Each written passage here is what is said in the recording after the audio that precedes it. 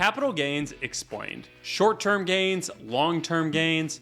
There is so much that goes into capital gains taxes, and I'm here to unpack it for you. Have you ever been asked the question, why do the rich pay so little in taxes? Well, I'm here to tell you today, it's due to this one tax, capital gains. This could cut your tax rate down by 50%. Yeah, you heard me right, 50%. This is one tax superpower that everyone can take advantage of. Whether you own a business today or you're just starting out on your personal financial journey, you have to listen to this entire video so you do not pay extra money to the government this year. If we had a chance to meet, my name is Luke Turner. I am the co-founder of Moment Private Wealth. We help business owners make smarter decisions with their money. Hang with me today, and in this video, I'm gonna share everything that you need to know about capital gains taxes. And if you hadn't already, subscribe to the channel below. We're gonna be putting out more and more content just like this. Today's video is gonna be all about capital gains taxes and how they work. And we're gonna break this video down into 3 segments. Segment number 1, what are capital gains taxes?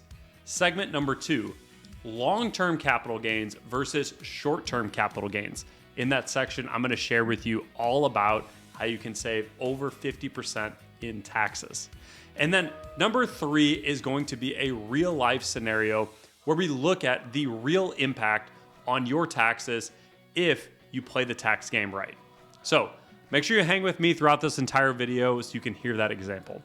So first up is, what are capital gains taxes? By definition, a capital gain is when you are selling an asset at a value that is over and above what you purchased it at. Let's look at a real life example of where a capital gain would come into play.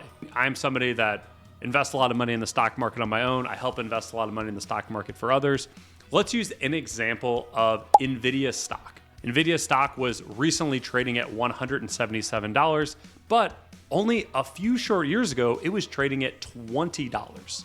So let's look at the difference between $20 versus $177. So if you'd have bought one share of NVIDIA at $20 and now it's worth $177, that means that you are going to have a capital gain of $152. The difference between our $177 and our $20. That capital gain is gonna be the difference between the $177 and the $20 that you paid for it. So roughly $152.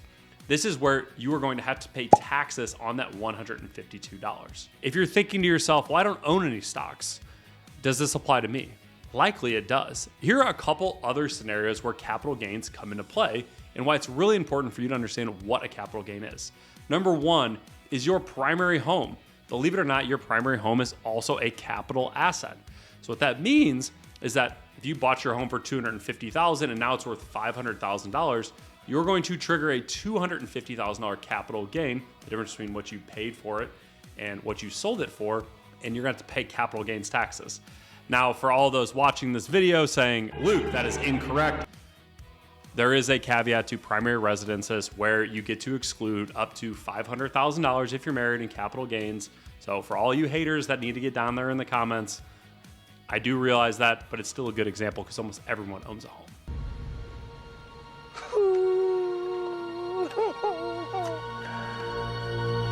Another great example that we see it come up time and time again is business ownership. You know, a lot of people that follow along in this channel, they either own businesses or they want to run businesses in the future. If you start a business and you sell it in the future, 9 out of 10 times, it's gonna be treated as a capital asset, meaning that if you sell that business for $1 million, you're going to pay capital gains tax on it. Now you should know what a capital asset is and what triggers a capital gain. Now that you know that, let's talk a little bit about the differences between short-term capital gains and long-term capital gains. Okay, this is point 2 if you're following along with me from the beginning.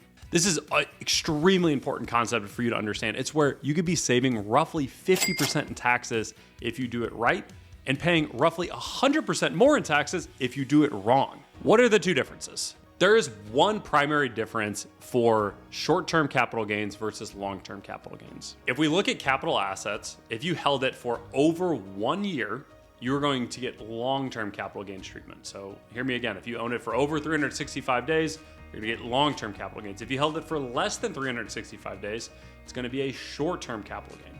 So if you bought that stock in January, it ran up 100% and you decided to cash your chips in and sell in June, that would be a short-term capital gain. Now, if you're more of a long-term investor, like a lot of the clients that we work with, say you bought that stock in January of this year and 10 years later you cash your chips in and sell it, you're gonna get treated as long-term capital gains. Now, why is it so important for you to understand the differences? Because of the tax rates. So let's look at a scenario here. On this side, we're going to look at our short-term capital gains rates. And then on this side, we're gonna look at our long-term capital gains rates. Short-term capital gains rates, the top bracket is 37%. Now you might be thinking 37%, that seems like a number I've heard before. Well, you're not crazy, you have heard it before. That 37% is the top ordinary income tax bracket. So you're thinking correctly. Short-term capital gains are gonna get treated just like any other income that you may make from a W-2 job or a business as ordinary income rates, with that top bracket being 37%. But this is where the rich take a hold of a huge loophole in the tax code. Our long-term capital gains rates are taxed at 20%. If we look at that huge gap there, the top rate on one side is 20%, while the top rate on the other side, short-term, is 37%. If you are holding capital assets today, do not fall into the trap of selling things that are gonna be at short-term capital gains rates. It's going to cost you a massive amount in taxes. Now that we've talked about the difference between short-term capital gains rates and long-term capital gains rates, the third point that we're gonna be talking about today is a real life example. And there's a lot of components when we think about capital gains tax rates, but I wanna keep this part of the video very simple, clear, to the point. We work with a lot of business owners who sell their businesses for millions of dollars. And there's a lot of different components that go into tax planning and how deals get taxed when you go sell your business. But the primary driver is going to be long-term capital gains rates if you have the right deal team in place, you have the right tax attorneys in place, and you have the right deal structure in place.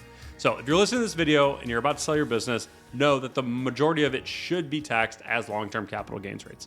So let's look at a really simple example. Let's assume that you have a business that's worth $10 million. You're gonna sell 100% of it. You're not gonna stay on. No proceeds are gonna roll into the new deal. And you wanna know how much you're gonna get taxed if you sell at that long-term capital gains rates. So we're gonna take our $10 million. We're going to get it taxed at that top 20% long-term capital gains tax bracket. And you're gonna pay roughly $2 million in taxes. I know it sounds crazy that it could potentially be that simple, but the reality is that's how the long-term capital gains tax rates work. And whenever you're thinking about tax strategies, what I would encourage you as I wrap up this video is that if somebody can't explain the tax strategy or how taxes work in that simple of a fashion, you need to be asking better questions, or you need to be talking to new providers. If you're in a situation where you're experiencing a big capital gains tax event, either this year or next year, please reach out in the description below. There's going to be a link to schedule a call with me where I'd be happy to answer any of your questions and see if you're a right fit to work with Bowman.